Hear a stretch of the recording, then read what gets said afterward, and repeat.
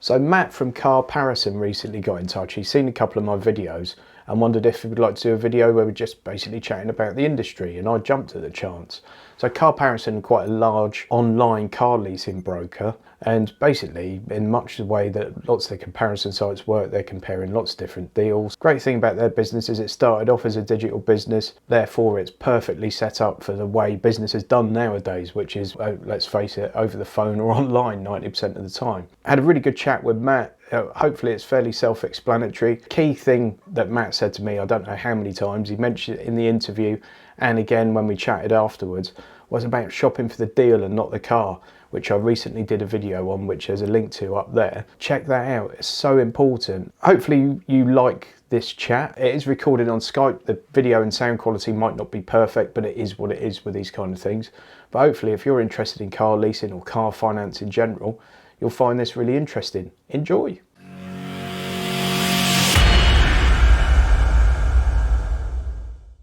Okay, so I'm here today with Matt Woodward. Matt, do you want to just introduce yourself? Tell us a bit about what you do. Yeah, hi everyone. Yeah, Matt Woodward from Carparison Leasing. We are based down in the southwest in Exeter. Carparison's been trading for just under 3 years now, and my role in the business is I'm the sort of the general manager that kind of oversees day-to-day operations across all fronts. Obviously, we're going to talk about the sort of industry in general and certainly the leasing aspect for obvious reasons. What do you think of leasing, Matt? Is it still misunderstood, do you think, or is knowledge of leasing sort of improving? Yeah, I think overall, obviously, the common misconception, if you go a few years back, probably sort of 5 years ago or so, was very much that it was a contract for businesses. It was a business-led product. I think the bit that probably exposed customers more to it was when people started to take less company cars and take cash for car allowances. And I think that partly helped the explosion, for want of a better word, that we've seen over the last 5 years in the growth in the PCH market. Yeah. But on the whole, I'd still, say very much misunderstood. I mean, it's funny, it seems to be by geographical location. We certainly have pockets of areas of the country that a lot of our business is concentrated into, and certain areas where we see next to none. Our own location being an example of that in the southwest. Doesn't seem to be interesting, isn't it? Yeah. So we're doing a bit of work locally to try and change that. But yeah, I think one of the most common comments I get when I put anything up about leasing, and obviously I'm from completely outside of the industry, fundamentally it's something I really believe in, and I've done it for years personally and for business. And a lot of people say, well, I don't hire my cars, I buy them. And then you ask how they buy them and they explain it's on a PCP, which always brings a smile to my face. And I don't think people quite understand the concept of the fact with a PCP, they're essentially leasing the car until they pay that balloon payment at the end. Yeah, it's a strange one, isn't it? I think, a car, regardless of how you fund it, is very much a status symbol, isn't it? For a lot of people, for a lot of people, it is a tool to do a job or just to get from A to B. But, certainly in the more prestige end, it's a status symbol, and it projects a message that person wants, to tell about themselves, tell a story about themselves, doesn't it? It still fascinates me, that whole narrative around PCP and leasing. I think PCP's held on for quite a long time, and people have started to come over to leasing, I think, because they finally realised that the fairy tale around the proposed equity at the end of the term, and the opportunity to either buy that car, keep it, or part exchange it and gain a couple of £1,000s worth of equity over the last couple of years has definitely waned. A very unique spike in the marketplace with used cars at the moment because of the supply issues, but generally people have come to terms with the fact that actually it's a bit of a fairy tale, and we're seeing a lot of those people who've been burnt, for want of a better word, from that fairy tale. We hear it all the time. When the salesperson said, "I'd have £2,000 worth of equity." Well, where is it?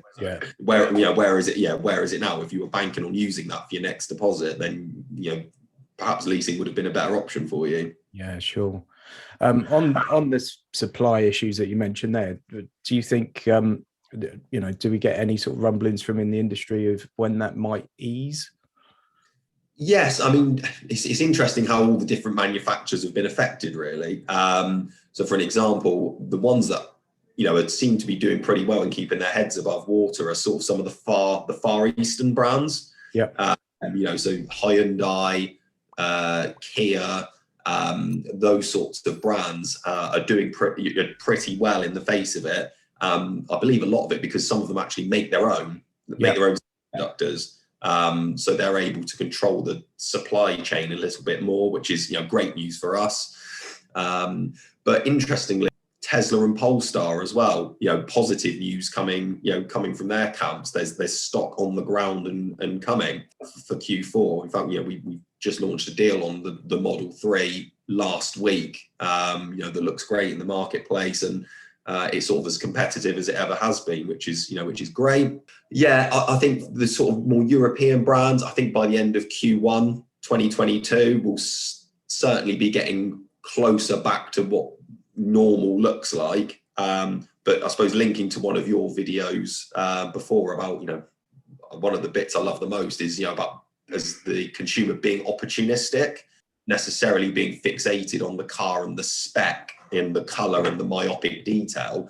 There is opportunity out there now to get the car, maybe not the car you exactly thought you wanted in the color and with the, leather and the rest of it, but there is opportunity out there to get some great deals, even on those brands I mentioned. There are pockets of German product, Audi, Mercedes, BMW, and even Ford as well. So our skill set and our job is, we don't need 100,000 cars in the market to be competitive. All we need is 100 here, 50 there.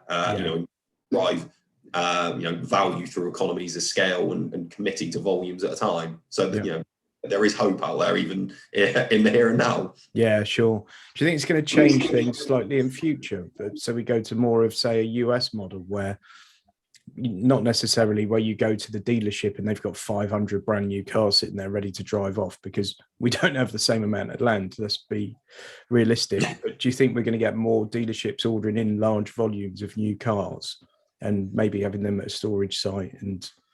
Or do you think we'll still stick with factory orders more than anything? Yeah, I mean, before I did this, I worked for a fairly large Mercedes dealer group, and actually, that was sort of between 5 and 8 years ago, and there was this switch just before, a couple of years before Brexit, where all we did was factory orders. It was we were ordering SUVs with all the options under the sun that people wanted, and almost overnight, it was like everyone ran out of time to plan that far in ahead for 12 or 16 weeks. And it was all about doing deals on stock that was on the ground. Yeah. Even the premium German brands and, premium US brands and all the rest of it, they all want market share. Yeah. And the way to drive market share is by having as much stock on the ground as possible, and building it, as much as they can, but also still maintaining the quality thresholds that you'd expect. So I would definitely expect to see more stock on the ground as we go forwards. But I would also probably say, certainly don't expect digital automotive retailing to go backwards. It's only going to propel forwards. Yeah, sure. Physical retail showrooms we deal with locally, they've now got online teams. It's like it's a new idea to them, but it's not to us. Yeah, sure. Yeah.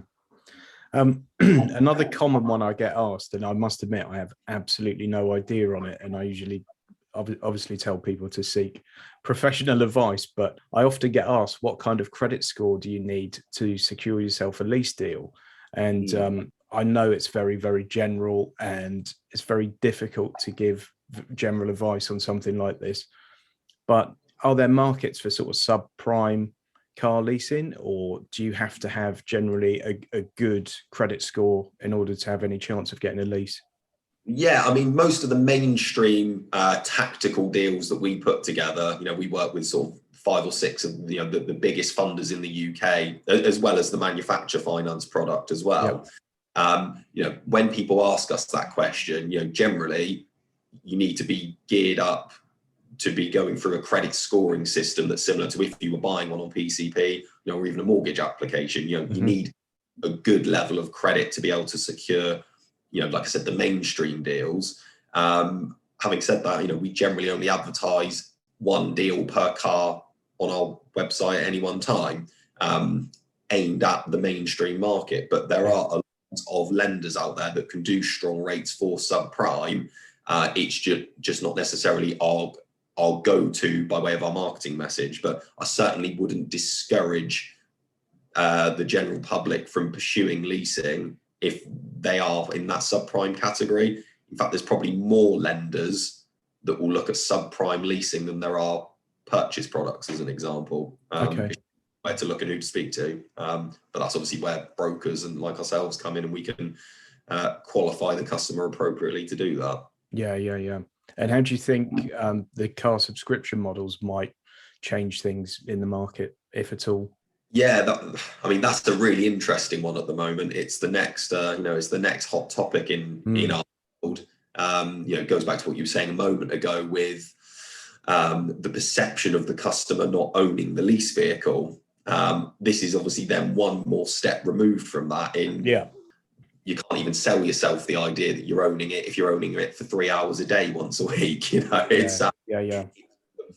is going to be very much for a market that is solely a tool to do the job or to serve a purpose. There's no, I don't see there being any status or personal preference attached to that. It's going to be very much tool to do the job and cost control and all the rest of it, those sorts of things. The market's definitely growing. It's definitely got legs. I personally see the area of growth being large inner city and small or mid-size electric vehicles being that target market. We've seen obviously the London cities turning up the thresholds for electric or hybrid vehicles that can and can't enter the congestion zone. And obviously it's no surprise that's now just going to be pure electric vehicles in the very future. So I think it will become about businesses who are sending salespeople or account managers into cities for meetings, and people who enjoy small commutes that are maybe part of this new, I used to work in the office 5 days a week, but now I do 3 days from home and 2 in the office. I think it serves that market actually really well. It probably doesn't serve the owner drivers who feel passionate about the car that they're driving, if that makes sense. Yeah, I sort of see it go in 2 ways. One, obviously, the where you can pick one up for 2 months or 3 months, possibly if you've just sold a car and you're waiting for your first lease vehicle to arrive, or something like that, or you're just without a car for a month, and it might be a cheaper way of essentially hiring a car. And then I also think possibly sort of the Boris bike idea, particularly with things like that little Citroen Ami or Amy, whatever it is. Definitely. Those kind of things, to sit in London and you pick one up and you can drive it for 3 hours and leave it somewhere else. I think it works, but I know it's a growing market. I know lots of people are in it, but to me, it doesn't have a really obvious market, if you like. It doesn't seem to be particularly well targeted. It's just like you can have one of these cars for £600 a month. I think it will probably be, there's probably going to be a little bit about people who maybe also would take public transport, and obviously because of the pandemic now more nervous about getting on the tube, as an example. It still needs to do a little bit of, there needs to be a bit of proof of concept really to make sure it finds its target audience in volume, like you say. But something also I'll probably just urge your listeners to be mindful of is they need to be wary of the use of the word subscription in conjunction with leasing, because we've seen a bit on LinkedIn via our social feed recently. There's a little bit of cross-contamination of probably the definitions. So as an example, subscription is generally commitment-free, short-term, no contract, whereas you know, if someone goes into a 3-year lease thinking it's a subscription model, I can give it back, you couldn't without, you know, without financial penalty, because sure. there is a contract to adhere to. So probably a little nugget for, like I said, your audience there, just to be wary of that, because I've seen that creep up a couple times in the last month alone. Right. Okay. Yeah. Good point. Good point. What's the most sort of popular lease you've got at the moment? What's going out the door quicker than anything? Yeah, so at the moment, I sort of alluded to it a moment ago. We launched a Tesla Model 3 deal last week on the long range variant. Yeah. Good volume of stock landing for delivery in December. We can also carry delivery of that into January as well. But they're really, when they're priced well and there's stock, they generally do so well. Yeah. I mean, let's face it, it's sort of it's the iPhone of the of the EV market at the moment. When it's priced, it is the one that everyone wants, and rightly so. It isn't, it's a great product for what it is. Absolutely. We've also got secured some physical Ford Focus ST line editions that are physical in stock. It's strange at the moment. Generally anything that's sort of in stock, everything obviously has its pricing threshold. Just because you've got a car in stock doesn't mean you can expect to command double the monthly payment you normally would for it. Yeah. We've got that, and probably some ID3 as well, VW ID3 on the ground. Yeah. Those three at the moment are going well, and they're priced competitively in what would be a normal market, if that makes sense. Yeah, fine. Yeah, totally. So they're going well at the moment. Well, how do you think obviously we've seen some great deals on EVs lately, and your headline deal at the moment is on the Tesla Model 3. Had one of those recently, by the way, for a couple of days, and I miss it dearly. I need one. So, do we think that next couple of years probably the fossil fuel deals are going to be less attractive and the EVs more attractive, or vice versa? What are we expecting to happen, or are we not? I think, well, from my point of view, our job is to put the deals together and offer them to the public and our business customers, and make them attractive and cost effective for our clients. The bit that's outside of our control with how we do that is, ultimately comes down to the funders that we work with, how they set residual values for those groups. We've already seen in the last 18, well, probably more than that, 2.5 years, diesel residual values by probably 5 out of the 6 funders we work with get absolutely hammered, for want of a word. And obviously, if they're hitting the RV, it then needs more support from the manufacturer up front to make that rental competitive. So there's the residual value factor. Generally, diesel is harder to come by a good deal at the moment, but then obviously you've got to take into account the whole life cost. If you're doing 40,000 miles a year, a petrol, a 1.5 petrol turbo, if it's £100 a month less, is still going to be worse value overall than the diesel equivalent. It's obviously cheaper to run, or your fuel costs are lower. And on the flip side of that, there's so many EVs coming to the market. I think we're going to see probably some interesting movements over the next 12 months in terms of how funders set their residual values for EV, because it is still a little bit of an unknown market. The great thing is, obviously, once a customer's signed up to the deal, that RV is fixed on that car, so there's not going to be any fluctuation on that customer's residual value, which again is the bottom line reason why you would lease an EV and not buy one at the moment, because getting that car back after 2, 3 or 4 years, subject to obviously fair wear and tear charges, you're giving it back, and you're not going to be £5,000 upwards in terms of equity, but the most important thing is you're not going to be £5,000 down. Sure. So I think we'll see there'll be a bit of a volatility in residual values over the next 12 months on EV, and I think from there on it will start to stabilize, and just there's more choice generally means stronger RVs across the board. Okay. On the fair wear and tear subject you just touched on there, I've been leasing for far too many years now, and what used to happen was the car would go back and it was a bit of a roll of the dice, and some of the fair wear and tear charges were that just basically trying it on, and just ridiculous charges.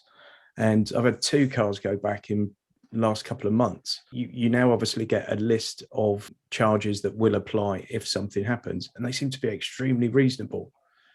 What's happened? Has the regulator stepped in or something? Or yeah, I mean, we have we're governed by, I mean, it's optional whether a broker joins it or not, but you've got the BVRLA, which is the industry governing body for leasing and rental. And exactly what you said, I think there did used to be a bit of a conception that it was a roll of the dice, and the process probably wasn't as robust as it is now. Obviously, with the explosion in PCH, those consumers have more rights and protection generally than a non-regulated limited company, as an example. So for PCH to really get legs, the consumers need to feel protected, and I think that's part and parcel of it, in conjunction with just generally better process and better governance in the industry altogether. So the BVRLA issue a fair wear and tear guide for cars and LCVs, and brokers who are part of the BVRLA, such as ourselves and a lot of the others in the market, to be fair, are able to issue a copy of that to their customers. So there's no surprises come the end. It's spelled out in very jargon-free English. If you've got a scratch that's X centimeters, and there's one on a panel and it's not showing the metal work, then that should be fine. If it's showing the metal or it's longer than X centimeters, then expect to pay for it. But what that does do is it gives the customer a chance to put it right first. Which is the most important thing. So I'd probably say the only bit of advice to consumers is make sure that the broker you're using is BVRLA registered, and like I said, the majority are, certainly all household names are, and also make sure that the funder is maybe also BVRLA registered, because that's where it can get a little bit sticky, because funder that's issuing the recharges, and all the funders we generally use are BVRLA registered. Certainly the big 6 are, but there are 1 or 2 that are either onboarding or aren't yet. So it's just making sure that I suppose consumers are asking that question, and us as leasing brokers obviously have a responsibility to communicate that as well. Sure. Okay. So Matt, lots of people are suggesting that at the moment there perhaps aren't as many good leasing deals around as there were, say, a year ago, 2 years ago, but used car prices have gone through the roof as well. What are your thoughts on that? Yeah, an interesting dynamic at the moment. I think, like I said a moment ago, if the customer is opportunistic, there certainly is stock and deals out there to lease. So that's the first thing that sort of helps, waylay some of that. I suppose the thing to be careful about with the used car piece is, you're paying more for that used car today because of the lack of supply of new cars. And if people are thinking about doing that as a stopgap, by the time they come to sell that car, the market might have normalized a bit, and actually the depreciation on that car might have, doubled in 6 months rather than, being beneficial the other way at the moment. People obviously make up their minds on what they want to do, but that would just be the bit that I would be slightly wary of. Some of the dealers we work close with some big auction houses as well, have seen used prices start to normalize and come back a little bit. Not a lot yet, because there's still obviously a vast gap in new car supply. But that would probably be just a word of warning, is it might look good today, but in 6 months, don't necessarily expect to get your money back for that used car that you paid.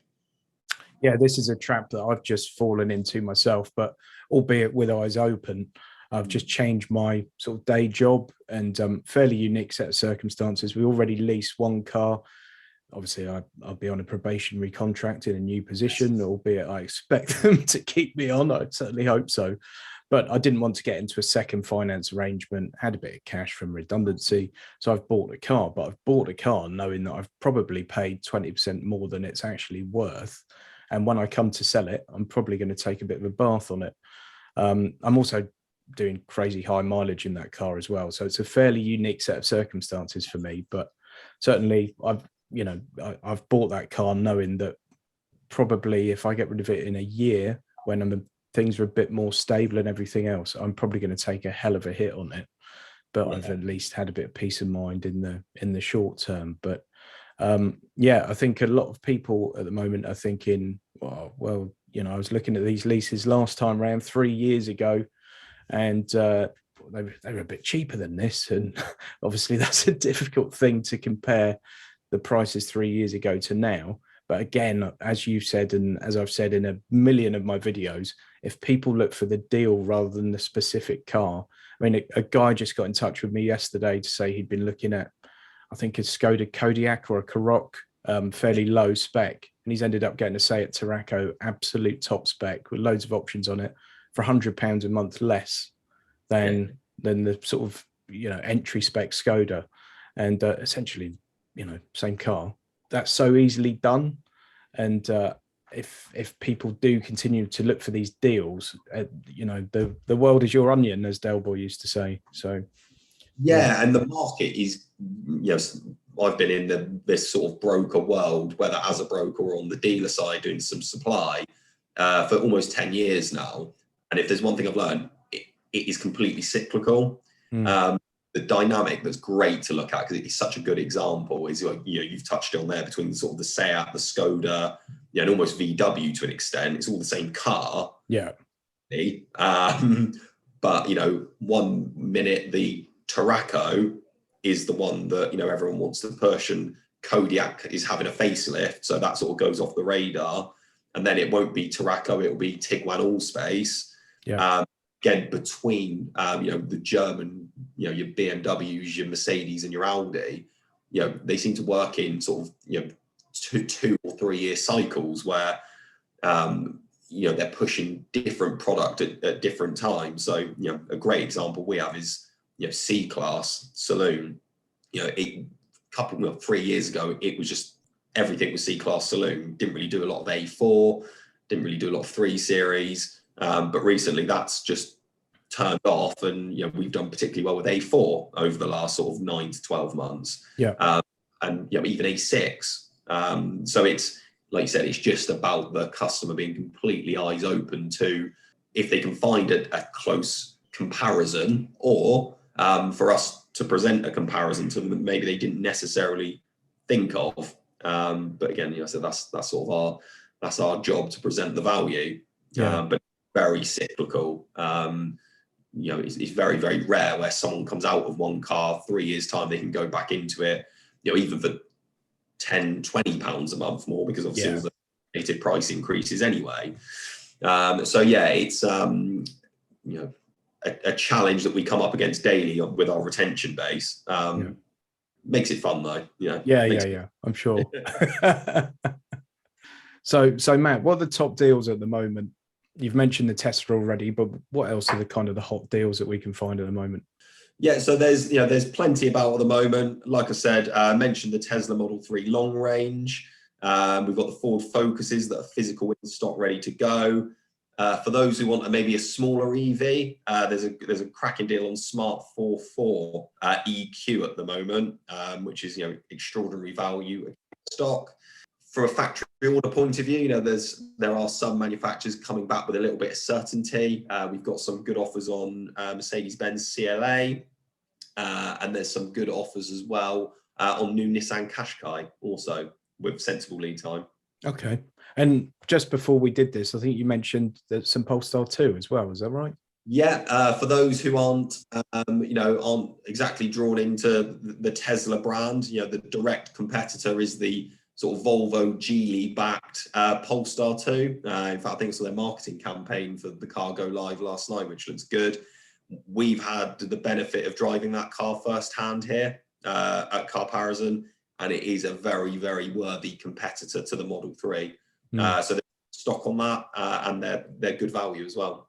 Yeah, I checked one out at the motor show. Actually, I did get a chance to drive it, but I was really impressed by the interior on it. And at the time, I was driving an XC40 as Okay, my yeah, sort of everyday car, and I was quite impressed by. It felt like a level up from the XC40 to the Polestar, even though a lot of it's obviously quite familiar. yeah. Certainly, the infotainment system was a huge leap, and I think yeah, it was probably a decent rival to the Tesla. I guess that's what happens when you get Google involved and let them have a go at it, you know. Absolutely.